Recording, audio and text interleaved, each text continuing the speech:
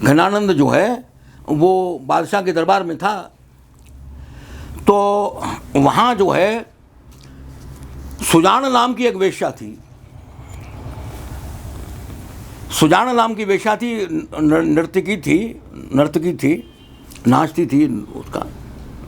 तो वो जो घनानंद था वो उसके सौंदर्य का उपासक बन चुका था। और जब कभी ऐसा होता था कि जब वो उसको मिलती तो ये गायन करता और वो नाचती, तो उसका संगीत और उसका संगीत एक सामंजस्य बन जाता था। किसी ने बादशाह से चुगली करी कि ये जो घनानंद जो है ये तो गाने वाला है, बड़ा सुंदर गवैया है। तो उसने कहा कि भाई, वो उसके यहाँ कोषाध्यक्ष था बादशाह का, उसने बुलाया, घनानंद, अरे हमें क्या खबर थी कि तुम गवैया हो यार, हम बड़े दूर दूर से गवैयों को बुलाते हैं यार, तुम जो है गा करके सुनाओ, हम तो तुम्हारे।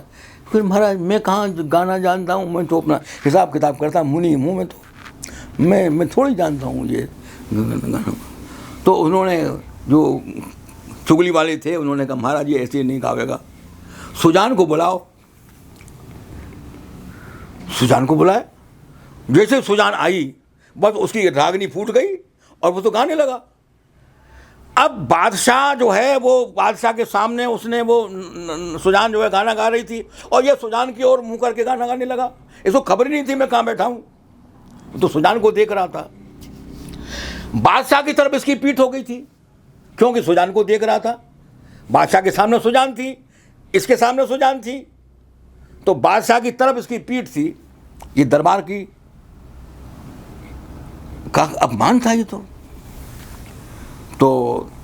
बड़ा गाना अच्छा लगा बादशाह को भी और वो सभी। लेकिन वो बादशाह को ये बुरा लगा कि इसने पीठ करके हमारे राजासन के प्रति इसने तो गलत काम किया, अपमान किया है इसने। तो जब वो संगीत की महफिल जब ख़त्म हुई तो जो है वो उन्होंने कहा घनानंद तुम बहुत अच्छा गाते हो, मैं तुमको इनाम दूंगा, लेकिन तुमने पीठ की तो मैं दंड भी दूंगा। तो तुम्हारे लिए दंड तो यह है कि तुम्हारा देश निकाला है, तुम मेरी राज की सीमा से बाहर चले जाओ, राजधानी तोड़ दो तुम। अब तुम इनाम मांगो, इनाम क्या मांगते हो? तो बोले महाराज ये इनाम तो मैं ये जो सुजान है बस यही मुझे इनाम में दे दो। सुजान ने कहा घनानंद जब तुम शाही दरबार को ही छोड़ के जा रहे हो तुम मेरा क्या करोगे और मैं तुम्हारा क्या करूंगी? ये तो दरबार की हमारी तुम्हारी थी, मैं तुम्हारे साथ नहीं जाऊंगी। तो घनानंद वृंदावन चले आए। देखिए घनानंद का प्यार तो सुजान से था। अब प्यार बड़ी अटपटी चीज है।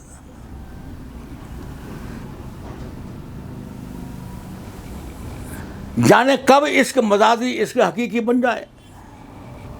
तुलसीदास जी का भी ऐसा ही प्यार था, अपनी पत्नी से ऐसा ही प्यार करते थे।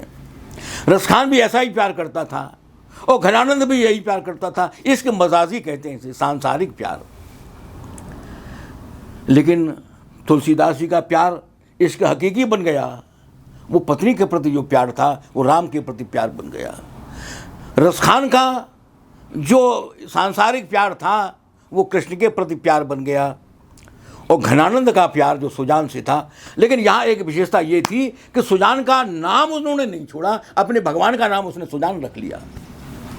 और घना आनंद घन के जो पद हैं वो आज भी देवालयों में गाए जाते हैं, ब्रज के हवेलियों में गाए जाते हैं, मंदिरों में गाए जाते हैं वो।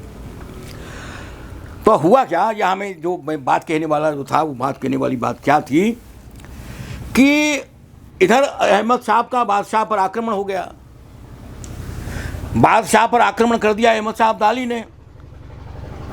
तो उसको उन्होंने जो भी कुछ लूटपाट करी, उसके बाद में वहाँ के लोगों ने कहा कि यहाँ का तो माल लेकर के जो यहाँ का मुनीम था, कोषाध्यक्ष था, वो वृंदावन चला गया है, माल उसी के पास है। तो उनका पीछा करते करते जो है वो वृंदावन पहुँच गया अब्दाली। तो वृंदावन पहुँच करके उसने कहा जर जर, जर माने दौलत। तो उसने कहा रज रज, जर का उल्टा कर दिया, रज रज, मेरे पास तो रज ही दौलत है, रज, वृंदावन की रज, रज रज। तो उन्होंने कहा कि ये तो मजाक कर रहा है। तो उसने उसके हाथ काट दिए थे।